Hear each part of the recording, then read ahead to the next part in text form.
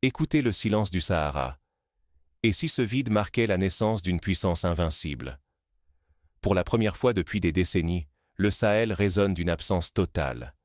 Celle du bourdonnement aigu des drones étrangers, disparus du ciel de Niamey à Ouaga, d'Agadez à Bamako. Ce silence n'est pas anodin. Il est le symbole d'un basculement historique. Les yeux électroniques, qui prétendaient nous protéger tout en surveillant chaque geste pour d'autres intérêts, ont été forcés de cligner. Mais que se passe-t-il quand une révolution ne se contente pas de chasser des bottes étrangères, mais réussit à aveugler les superpuissances elles-mêmes? C'est un choc géopolitique sans précédent. L'ordre mondial ancien, habitué à scruter le Sahel comme à travers une vitre sans teint, se retrouve subitement désorienté, privé de sa vue. Imaginez un instant. Dans les salles de commandement ultra-modernes de Washington ou Paris, les écrans qui suivaient en temps réel chaque mouvement sur le sable du Sahara s'éteignent, un à un. La région, longtemps considérée comme le laboratoire du pilotage à distance et de l'ingérence, se transforme soudain en une forteresse imprenable. Les bases étrangères, naguère justifiées par la lutte contre le terrorisme, étaient en réalité la pièce maîtresse d'un système de surveillance néocolonial. Les drones ne gardaient pas seulement nos frontières, ils transmettaient aussi les secrets de nos armées et renseignaient parfois ceux contre qui ils prétendèrent lutter. Mais aujourd'hui, dans cette ère de silence souverain, le Sahel impose aux puissances extérieures un véritable rideau de fer numérique. Le Pentagone, la DGSE, désormais aveugle. Il ne voit plus les convois, n'accède plus aux sites miniers, ne manipule plus les terrains d'opération à distance. Cette zone de silence, c'est la première ligne du fameux bouclier BRICS, la reprise totale du contrôle de nos cieux. Car si l'ennemi ne te voit pas, il ne peut plus te dicter sa loi. Ce silence n'est pas un vide, c'est une victoire psychologique immense pour l'Afrique. Il pose la question fondamentale. Un peuple peut-il vraiment être libre si son ciel reste captif de regards étrangers? À travers cette reconquête de l'atmosphère, l'Afrique ne défend pas seulement ses frontières, elle récupère le pouvoir de raconter sa propre histoire, de choisir son avenir, de bâtir une dignité nouvelle. Mais alors, comment en sommes-nous arrivés là? Plongeons dans l'histoire récente pour comprendre cette révolution silencieuse. Pendant des décennies, les bases de drones étaient vendues comme un mal nécessaire. Mais à qui profitaient-elles vraiment? On nous promettait sécurité, stabilité, la fin de l'insécurité au Sahel. Mais derrière cette façade rassurante, c'est un tout autre jeu qui se jouait.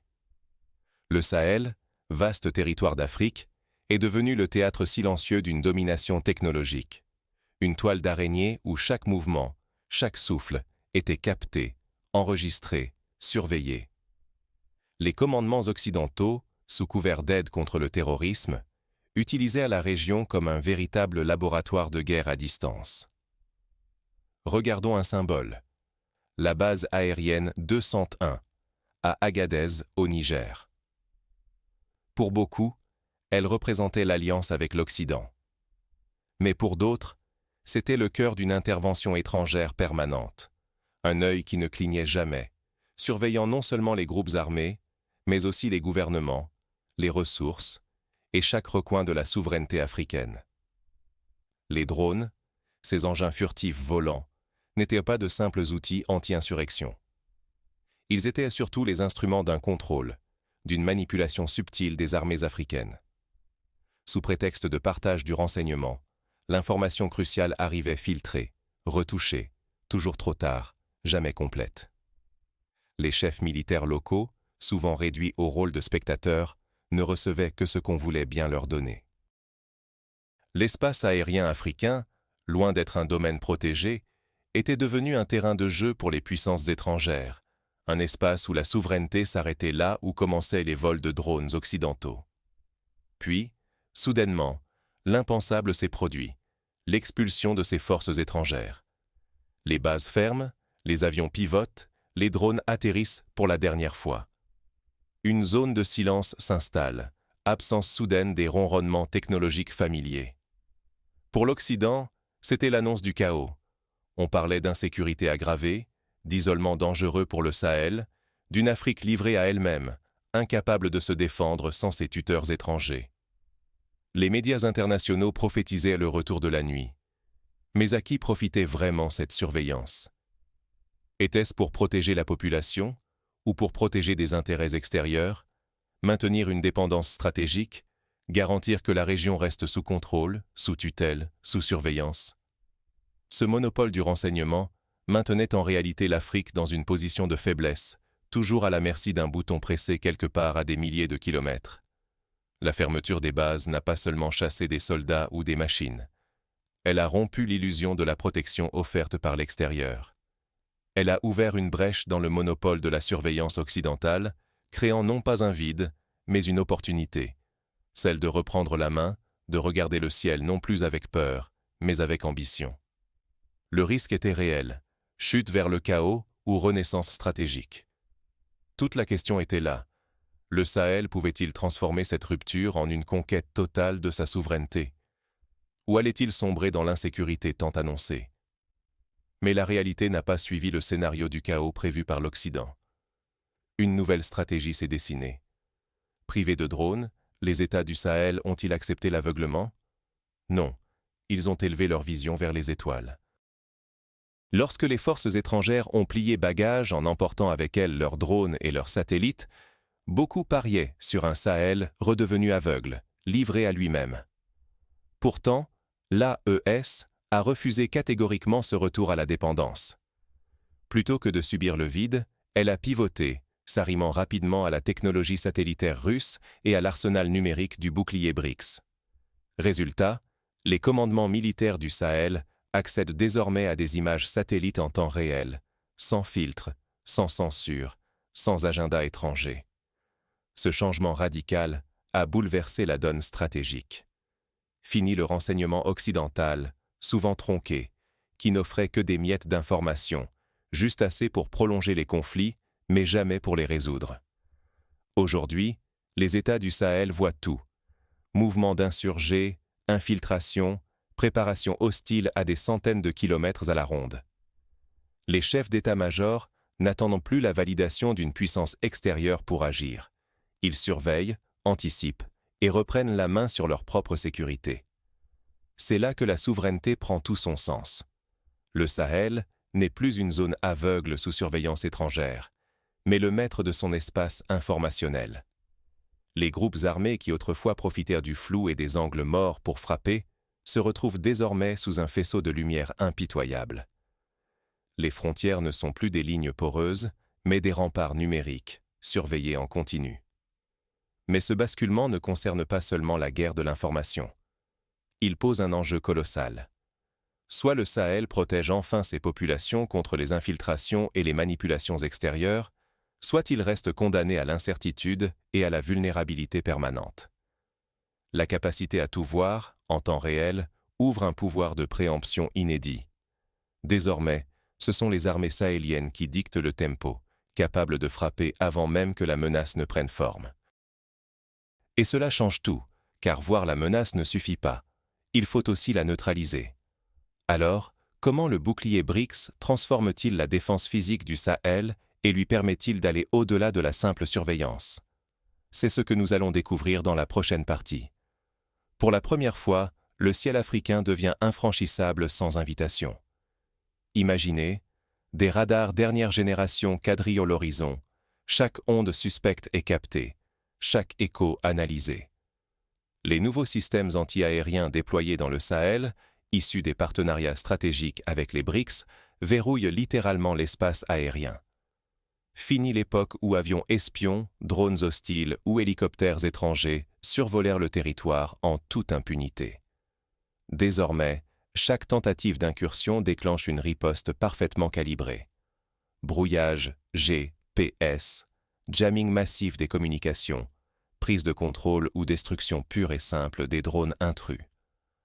Les écrans de contrôle ennemis s'assombrissent, les opérateurs perdent contact et, pour la première fois, c'est la confusion totale dans les QG adverses. Cette canopée de fer n'est pas qu'une prouesse technologique, c'est un choc psychologique. Le message envoyé est clair et sans équivoque. Le Sahel n'est plus une simple ligne sur une carte, mais une forteresse active, souveraine, impossible à franchir sans consentement.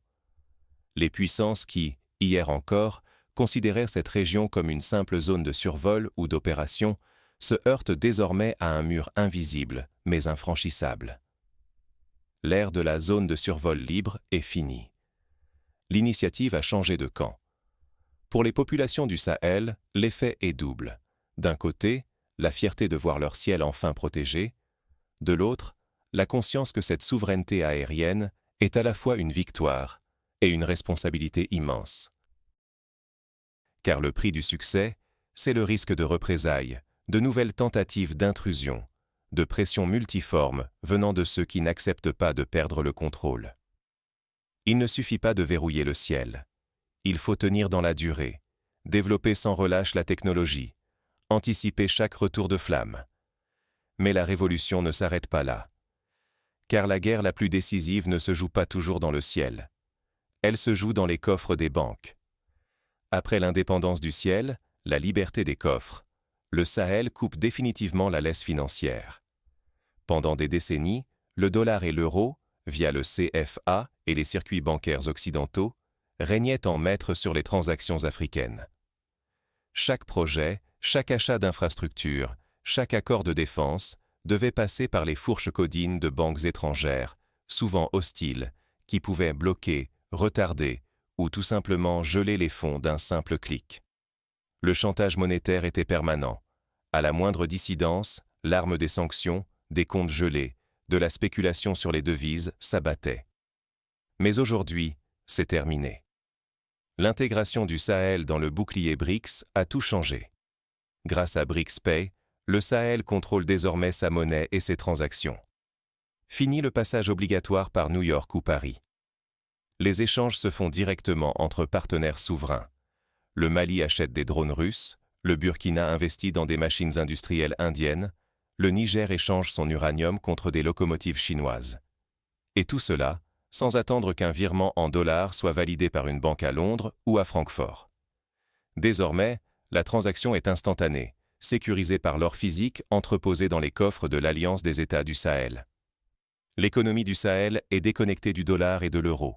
Chaque échange est adossé sur la valeur réelle des réserves d'or africains. On ne peut pas sanctionner un lingot d'or qui circule entre partenaires souverains hors de portée des systèmes numériques occidentaux. On ne peut pas geler une économie qui a repris son ancrage dans la richesse de sa propre terre. Cette révolution monétaire, c'est la fin du mirage des aides conditionnées et des dettes coloniales. Pour la première fois, les ressources minières, l'or, l'uranium, servent à bâtir au lieu de servir à rembourser. Les investissements affluent, transsahariennes, réseaux électriques, zones industrielles sortent de terre, financées par des banques de développement BRICS, appuyées par de véritables transferts de technologie. Ici, il ne s'agit plus d'aides empoisonnées qui s'évaporent dans la corruption, ou servent à payer les intérêts d'anciennes dettes.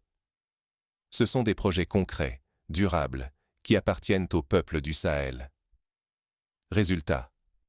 Le Sahel n'est plus cette périphérie oubliée, condamnée à exporter des matières premières brutes en espérant quelques miettes en retour. Il devient un centre de production, de raffinage, d'innovation. Un nouvel acteur incontournable du commerce sud-sud, autonome, capable de négocier d'égal à égal avec la Russie, la Chine, l'Inde, sans passer par les intermédiaires occidentaux. La souveraineté financière n'est plus un rêve théorique. Elle se vit, elle se compte en kilomètres de rails posés, en mégawatts produits, en usines qui ouvrent et en emplois créés. Mais tout cela n'est pas sans risque. Soit l'économie du Sahel devient vraiment insaisissable et prospère, à l'abri des pressions extérieures, soit elle subira de nouvelles tentatives de sabotage, économiques ou numériques, de la part de ceux qui voient leur monopole s'effondrer. Le pari est immense, mais le souffle de la liberté financière est déjà palpable. La question qui se pose maintenant, quels seront les impacts à long terme de cette mutation sur la carte géopolitique de l'Afrique de l'Ouest? Le soleil se lève sur un Sahel transformé. Et si l'Afrique n'attendait plus la permission pour écrire son histoire? Regardez bien autour de vous, l'équilibre des forces n'est plus le même. Là où d'anciens schémas voulaient cantonner le Sahel au rang de simple spectateur, la région s'impose désormais comme l'un des épicentres du nouveau monde multipolaire. On avait prédit le chaos, l'effondrement, le retour en arrière. Pourtant, c'est tout l'inverse qui se produit. La souveraineté jaillit, réelle, concrète, portée par la volonté des peuples. Voyez comme les cartes sont redessinées. Les puissances étrangères, autrefois omniprésentes, ne sont plus que des observateurs désorientés. Le Sahel, lui, dialogue d'égal à égal avec les géants de l'Est, négocie, innove, transforme ses matières premières et se connecte directement aux marchés les plus dynamiques de la planète. Les ressources ne partent plus à l'état brut, épuisant le sol pour enrichir l'extérieur. Elles sont raffinées, valorisées sur place, fruit d'une maîtrise technologique et d'une coopération choisie, non imposée. Cette révolution géopolitique n'est pas seulement une affaire de frontières ou de drapeaux. Elle se joue dans les usines qui s'ouvrent, les laboratoires qui émergent, les écoles où l'on forme aujourd'hui les ingénieurs et stratèges de demain. C'est la fin du cycle où l'Afrique se contentait d'être le terrain de jeu d'intérêts extérieurs. Désormais, c'est elle qui pose les règles, qui choisit ses alliances, qui impose ses priorités. Mais attention, l'enjeu est colossal. Manquer ce tournant, c'est risquer de voir s'envoler la première vraie chance du siècle. Car il ne s'agit plus seulement de se défendre contre l'exploitation, mais bien de bâtir, et de le faire sur des bases qui garantissent sécurité, prospérité et dignité. Pour le public africain comme international, le défi est limpide. Oser la liberté, s'emparer de la maîtrise de ses ressources, refuser les dépendances toxiques et affirmer enfin un destin autonome. C'est tout le sens de l'intégration dans le bouclier BRICS. Non pas une soumission à un nouveau maître, mais la conquête d'une place centrale dans le concert mondial, sur des bases de respect et d'équilibre. Les États côtiers, eux, observent cette ascension. Jusqu'à quand pourront-ils ignorer cette dynamique sans risquer la marginalisation? La logique implacable de l'histoire pousse à l'union, à l'intégration régionale, à la sortie définitive des tutelles extérieures. C'est une opportunité, mais aussi une responsabilité partagée. Le Sahel, fort de son exemple, devient l'encre d'un continent qui refuse d'être défini de l'extérieur. Voilà la leçon. La vraie souveraineté n'est jamais donnée. Elle se construit, jour après jour, dans la conscience collective et l'action courageuse. C'est la volonté populaire qui a bâti la forteresse, bien plus encore que les outils technologiques ou financiers offerts par les nouveaux partenaires. Plus qu'une simple résistance, nous assistons à la naissance d'un pôle africain autonome, respecté, capable de fixer son cap et de réinventer les règles. Alors, à vous qui nous écoutez, quelle Afrique voulez-vous? Allez-vous saisir cette chance, participer à cette renaissance, inscrire votre voix dans le grand récit de l'indépendance retrouvée? Dites-le nous en commentaire, partagez cette analyse, abonnez-vous si vous croyez en la puissance de l'Afrique souveraine.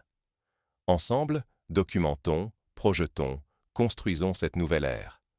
Le Sahel n'est plus l'arrière-cour du monde, il en devient la colonne vertébrale. L'histoire s'accélère et elle attend ceux qui osent la réinventer.